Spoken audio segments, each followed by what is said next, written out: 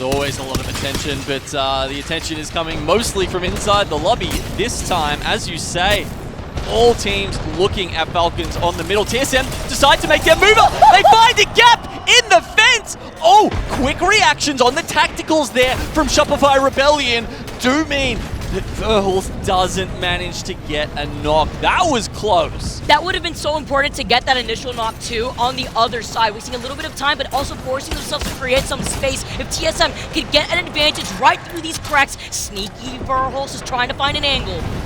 Oh my god, so many Gibby ults coming out. ALGS and Hungry, nice little spot on the top here.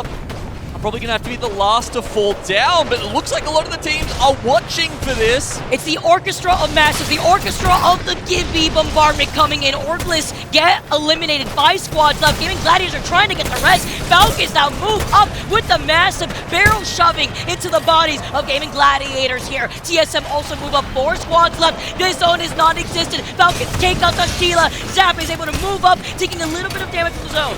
Shopify Rebellion go down in the top 4 and Cloud9 do as well. The Sheila sings for Verhulst. And that's how you make a statement with TSM. Taking game number 1, the patient plays from Verhulst. The Sheila, honestly, watching the way that they were able to play with the Sheila and Scrim, I knew that we were in for a show. And you saw the difference between how TSM and how, or Verhulst and how Waltzy were using that ultimate, right, Vicky? I mean, Waltzy didn't have many left, and of course they probably had more angles to look for. We saw Verhulst was actually prioritizing the scout a little bit, using some of his ammo left there, and that meant when it got to those crucial endgame moments, he had plenty in the minigun left to spin up. And the Gibby bubble, the Gibby ult goes in, but it's only finding the way that they're sharing so much of that space too, it's literally this entire end zone is split across the middle from the canal going in, and all you hear is a Sheila from a distance. Shopify still playing on the corner. They're looking at 100 Thieves while playing with space to allow one of the members of Shopify to actually harass LG. Here comes TSM, but they lost it on Zap first. Rev gets the next knock. It's a trade-off after they're able to get the knock into Jen. Now it's going to be that 1v1 Verhulst trying to slide in with the EVA 8 shots. He gets the finishing blow. 100 Thieves get eliminated. Verhulst, what did you eat for breakfast today? He is absolutely feeling himself. You can see the way that he's playing with confidence. I mean, yeah, after they get the knock, the entire team swings him and he doesn't even blink. Doesn't miss a shot, but it's going to be very hard now as he goes down to the other 3 full squads. They're all pulling into it though. LG bunkering in that bubble while Shopify Rebellion and Oblivion trying to obliterate them from either side.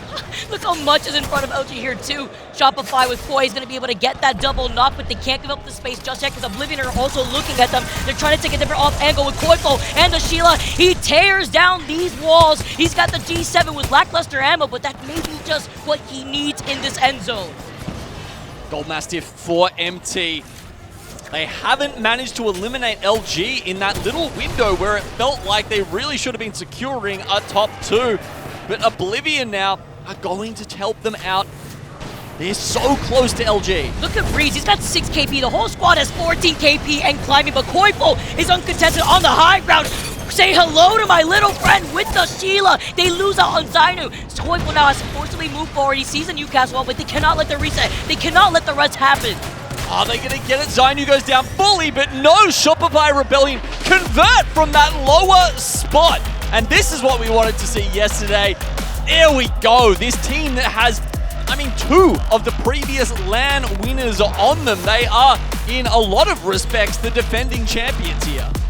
Koifo went crazy with that Sheila at the end. He was able to pick up a total of 6 KP. You saw the mini pop-off too from Shopify. He's looking at him. He's looking at Falcons right through the doorway here too, but Falcons are looking at everybody inside as well. The Gibby Dome just delaying the inevitable as the circle closes in behind them. They've got nowhere to go. They bubble and that stops the Sheila, but they realize they can't go outside because Falcons are waiting there too.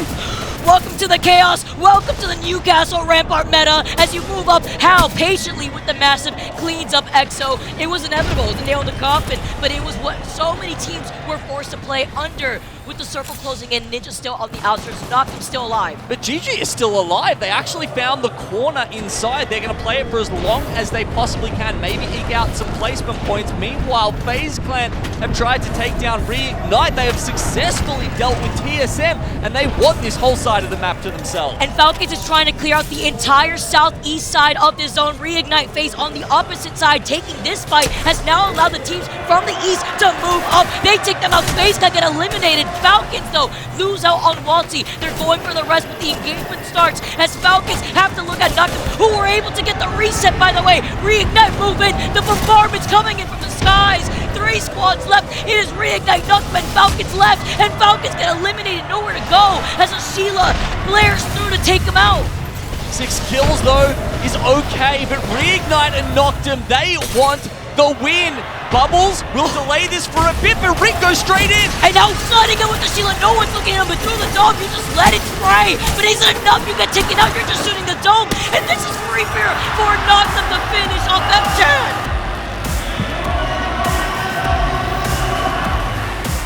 Noctem played that so well. They baited the Sheila, running along the side of the Gibby bubble. It took all the attention of the most deadly weapon that the other team had.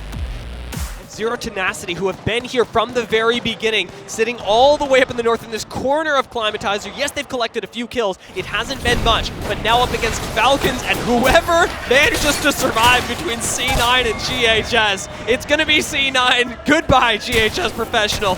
Now it's a matter of who comes out on top of these 3 teams. Falcons are trying to push their luck. They get in there to try and eliminate C9, but it's not looking easy. And this is giving Zero Tenacity so much time to surround the cart.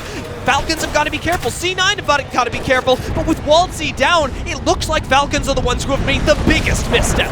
Zero Tenacity just waiting to see if they can be traded before they fully commit is completely fine. They're throwing nades, hoping that, hey, these guys are trading. They are trading, indeed looking to push in and join in here. They get a few downs here.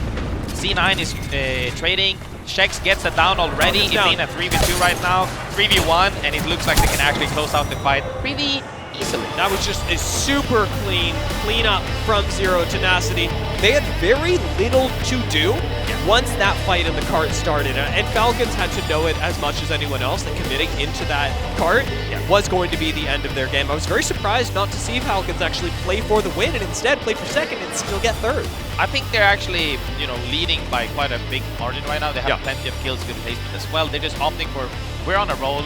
Let's just, throw our mechanics out there and get some couple of kills. Feel even better so they can maybe snowball potentially more with momentum. However, certain athlete right there, I think that was a perfect timing because the timing is really hard to choose. Moving us into the top 5 with EXO now the Kings in the north. Falcons still in the middle of everything. They might have been in the middle of the war zone. However, they had the stairs and already set up everything. So they're actually in a pretty solid spot, super close to the next zone as well. They're looking to hold out the southwest as well from the Cloud9. It's on the other side, and they're just shooting down, finishing up the Shopify as well. Cloud9 still on the same side. Are they opting to hold them out as well? No, they're getting bubbled up on by Cloud9. Cloud9 have finally stopped giving Falcons all this space, all this time, and are pushed up on them with the bubble. We do have Newcastle, Mobile Shield in the back, cooking, but Naughty with blue shields is hesitant to commit even after the 0 knock. Falcons are on the low ground, they are on the ropes, but C9 can't seem to finish them off. Sorcerer finally going to take a little bit of space. Shubi moves on forward. Falcons have to run, and they run right into EXO, taking out Gaimin Gladiators on the way. There's a res inside an enemy bubble, but Falcons are somehow managing to do it. Hal pushes on forward, double tap with the Mastiff to take out Switty. EXO are next on the chopping block, and EXO are down! Falcons take out 2, but Cloud9 sweeping behind them to take the win. Yeah, Cloud9. The thing is that Cloud9, it's not that Cloud9 couldn't finish of Falcons is they opted for the rotate, the micro rotate, which literally put them straight on the edge instead of in between every fight. Managed to just join the fray late and get that win. It was huge. We still have several teams left standing. ALGS and Hungary, one of them who are fighting on the low ground. FaZe controlling the balcony and watching over so much. Meanwhile, TSM are going to go down. Aurora, having lost one, having lost two, have 9 Impulse still left alive. Let's see if he can survive on this Mirage. Still waiting for the chance to go invisible to reset, and he's not going to get it as ALGS and Hungary jump down, denying Mirage the chance to do Mirage things. EXO, however, here at the bottom of the building looking to step out because all the action already happened. They still have their utilities. They're just waiting to walk out with the bubble. Bubbling straight onto another team ready, or perhaps just landed on them. Is this FaZe potentially? They are fighting FaZe indeed and just drop from the back and right on top of their forehead. Swinny is healing right now and they're looking to clean up into a 1v1. FaZe falls down. And they commit one at a time, but they somehow win the fight. Swinny still alive, hoping for a reset for the team. Cloud9 looking for themselves as Shubi has already gone down, but Naughty is so focused on cleaning up other squads. Jumps on top of one, takes one out, but it's Noctem again that come out on top.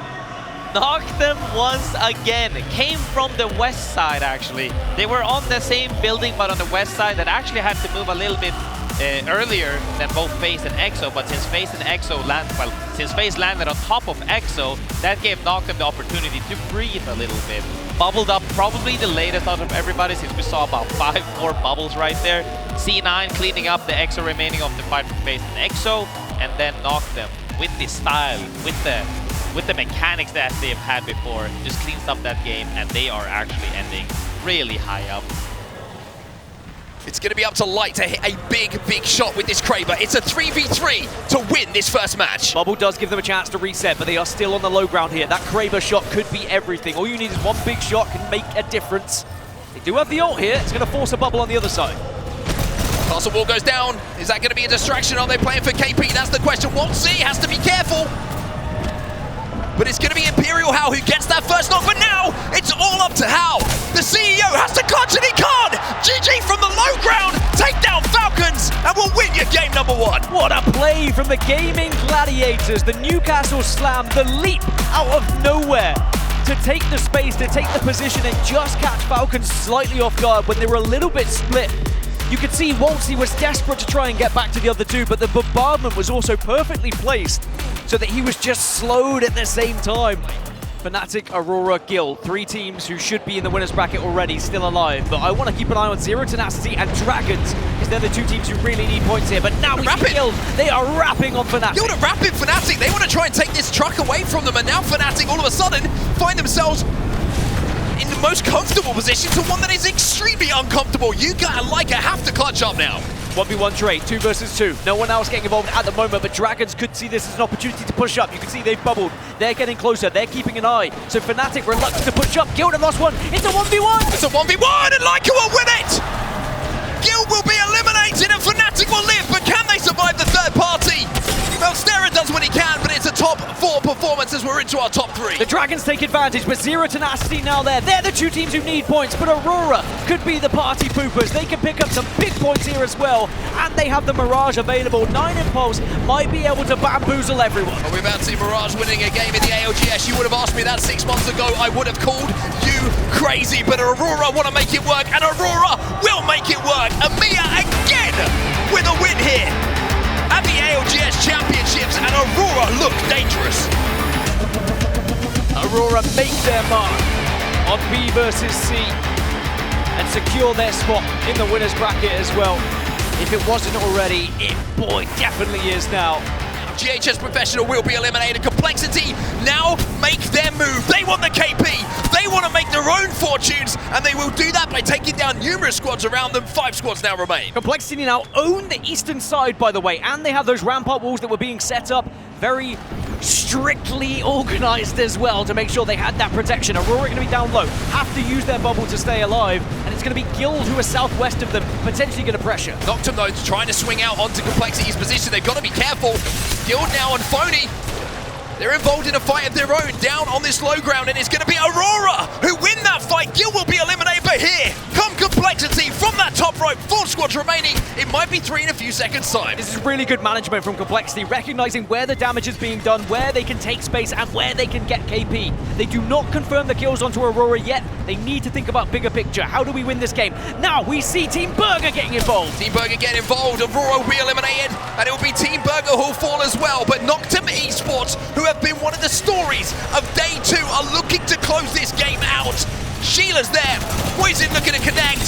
He's just got fish in a barrel. This should be a simple win for Noctem Esports. Noctem Esports, just one more to go, and it will be found. Noctem get the job done. Noctem find another victory, their 3rd of the day.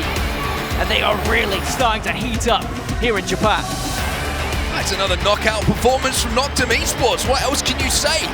Their management in these end games has been impressing me so much. And it only bodes well for when those match point formats start to come into play, if, of course, they can make their way there. Noctem Esports and EMEA once again with a win here. Who's going to win out here? The 2 APAC South teams will go for it. Source look like they've got plenty of ultimates left in the bank here. Will they get focused on by teams behind them? Green Stego, they've stayed out of this. They're doing a very good job of maintaining their position behind cover. Noctem similarly waiting for the time to pounce. Losing out on KP though, the 3rd party, the 4th party coming in, working out for Source X and Y. BK Gaming stuck as only a solo. Same thing could be said for Guild as Green Stego are looking down at Noctem. The rat play working very well for Guild right now. They're going to have to start creeping in along that line. Actually, I think you might have just seen the other rat from BKG. Meanwhile, you can see Noctem trying to hide behind this box. How much util do they have left? The bubble has to be used. Oh, but that was such good timing. They actually isolated Ziki with that wall, with the timing on that dome, allowing Noctem to now have the advantage and the slight high ground, looking at Green Stego that have just been demolished here. Jesco gets a knock as a solo, as well as maintaining 4th place for Guild. This means Noctem pick up the #1 spot in the lobby right now as they look to take out Source. Noctem, where did they come from? Remember what we said, pay attention to Noctem, the back-to-back. It wasn't just a miracle start here for day 2 for Noctem. The 3rd dub that they've been able to obtain in total out the day. Beautiful showcase, back-to-back on E-District nonetheless.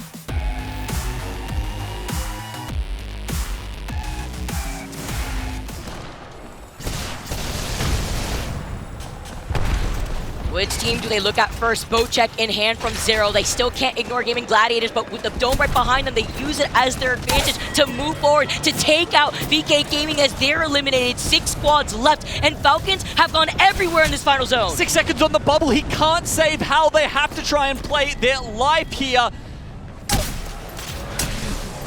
Hal's been finished off completely, so they're down to a duo, and Aurora, who bided their time at the south side of the zone, now pop across to see if they can perhaps finish off the other 2. Source go down up the top, and now it's a Dragons v GG 3v3 on the north side. But it's GG that have that high ground advantage. You were talking about the slope, and with the dome and the positioning of the dome too, you could poke out your body even further here if they try to approach here. Gaimin Gladiators now looking at this fight, trying to contest them on the other side of that Newcastle wall, but it's a trade-off. Dragons get eliminated, and no one's there to 3P this super vet GG from resetting because Aurora are focused on Falcons. Falcons are trying to run away right now. They do not want to take a fight. They're hoping somehow the other 2 teams will get into each other, but it is a hope that is going to go unrequited, unheard here. Aurora will take them out.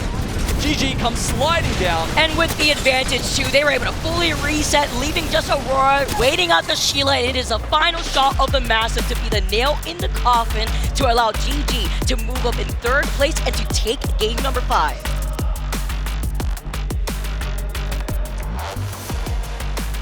2 dubs, by the way, in this entire series. Remember, we saw them win game number 1 on World's Edge, now winning the first game on Storm Point for game number 5. Yeah, and that's a top 5 position currently for GG. Something they're well accustomed to at LAN. You can see someone getting an advantage with the bin reset there. And 4 bins late in the game with a legendary one will help you a little bit. I mean, having that gold helmet and being able to get your tacticals back even quicker can be so important in these stressed endgame situations. They just went in with the Trident and the Berry right on top of them to engage on this fight, to sit in this position. Overall have to move around where they were sitting in by the fence line over to the north side with BK Gaming smack dab in the middle. Fnatic was slaying it in the first 2 series, but they have been a little lackluster here. Can they bring it back? Can they get up on top of Noctem? They're equal with them at 2 points behind Falcons right now. Doing the cha-cha slide around the bombardment here too. VK Gaming are looking at 2 teams at the same time. Fnatic now with the Sheila letting it roar as they're forced to move up from the Gibby Dome. Guilds get eliminated. 5 squads left in this tiny zone. Reloads come in, GG are out. Aurora go in for VK Gaming, but Complexity have managed to create space for themselves. They're not getting involved. They are still looking like the victors of our final game. It's such a good position here. Fnatic with the Kraber. The mobile shield laid down. Complexity on the north side. Complexity now take out VK Gaming with Fnatic still alive, but they get taken down almost immediately. Okay, Fnatic with 1 on the ground. They have to be a little bit more circumspect in how they play this. Somehow maybe getting the reset here? Oh my lord. The nade is huge here. It actually puts a dent to the way they're trying to reset, but nobody could overextend because all the teams are looking at each other. Dome for dome, but Fnatic with the dome down last. Oh my god, the nade manages to catch Yuka out. I don't know if they've got time to res him again. Will the Shielders come into play in this last 3 squads? Aurora down first. Fnatic go in. Can they finish it off with a win? Fnatic now with the height advantage, now with the health advantage, take the final game within the series. They were able to get the reset. They saw Complexity mow down Aurora and they take game 6. Yuka almost falling over with relief.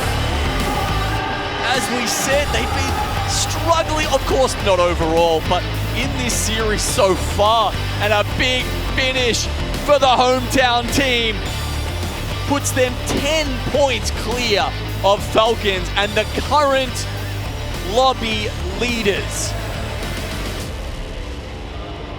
You said that they were quiet. You said that they need to put our performance here ramping up. 40 total points. And it was them and the crowd that made some noise in the final game. I love how you heard the crowd slowly ramping up. Oh yeah. The gasp as they got knocked, one getting knocked from Fnatic when they had waited to put the bubble down last compared to the other 2 teams, Aurora and Complexity looking at each other. The standoff. I mean, they got knocked twice. They got knocked, but like easily the most in that last fight, and they just kept getting resets somehow.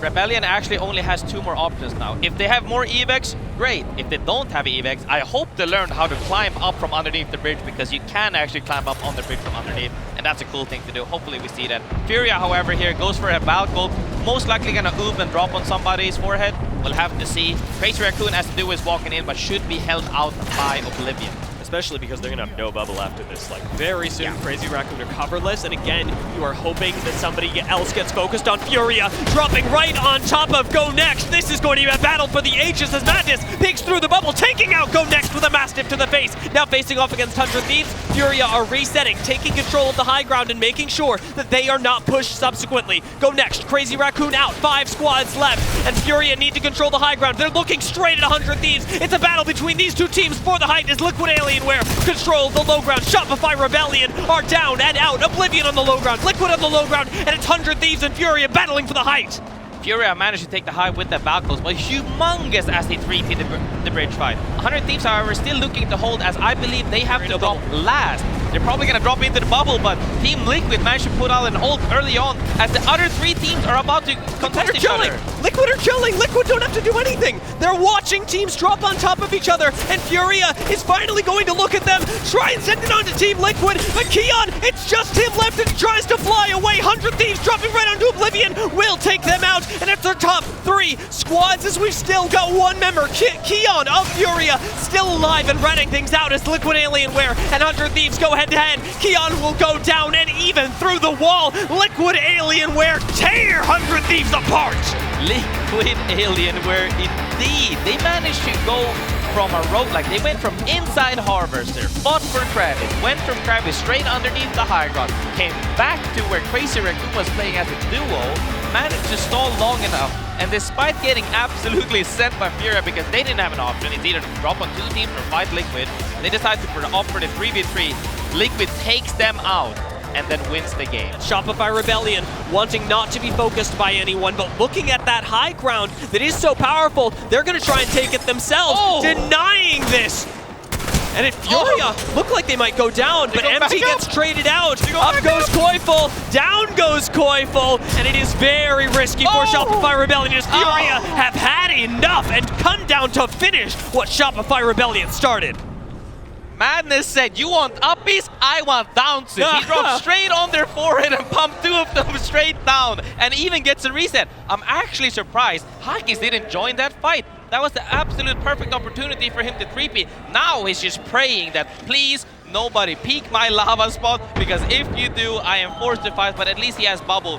Go Next and EXO still on top of each other as they have been for the past 5 minutes. I mean, there is a pretty good chance that nobody looks at Hakis. There is a very good chance that nobody looks at him. 100%. I love that Keon is able to hold on to this high ground right now. It's huge real estate, but they've got another team zipping up on them. We've seen this before. Shopify Rebellion tried it once. Can you succeed where they failed? What is happening? It is 9 people shotgun fighting. Cooks them all with the Sheila and now has high ground and every possible defense. E36 underneath. Furia are down. 4 squads left. Alliance still with the Rat and Enterforce 36 on the low ground are swinging with Mastiffs. Trades are happening right now. Alliance can still win this game as the Solo Rat. And no, as he gets found out by EXO, they take him out. EXO still in the fight for EXO's game. And EXO is taking the win. EXO dominate that high ground push. They jump down onto the low ground and nobody graceful stands in their way.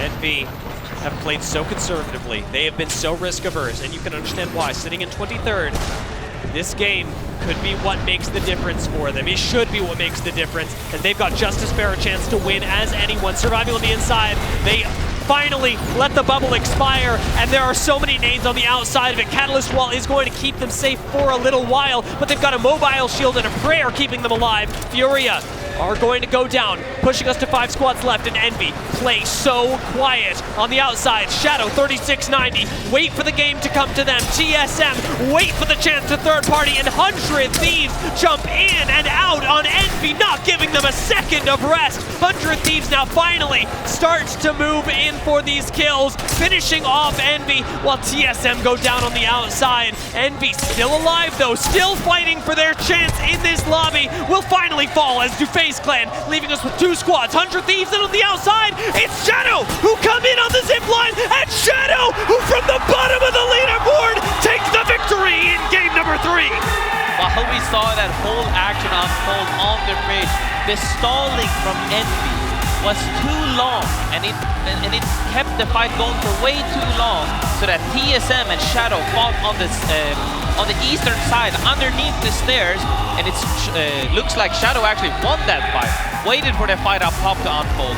That one happened, and then they took their evac up on top, started the fight, closed out the game. TSM go down, 100 Thieves go down.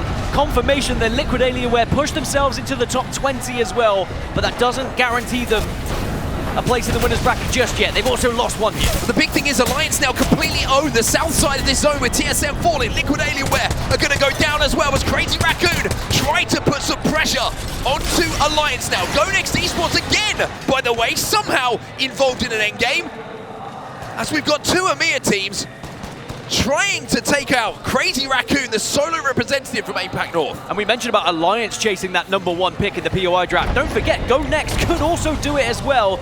They are certainly up there in that conversation. What a rotate. As for Crazy Raccoon, What a rotate. what can they do with this position? That's brilliant. They drop from the bridge. They find a place to play these crates, and now they have forced Alliance to have to make the play onto Go Next Esports. It's brilliant from Crazy Raccoon.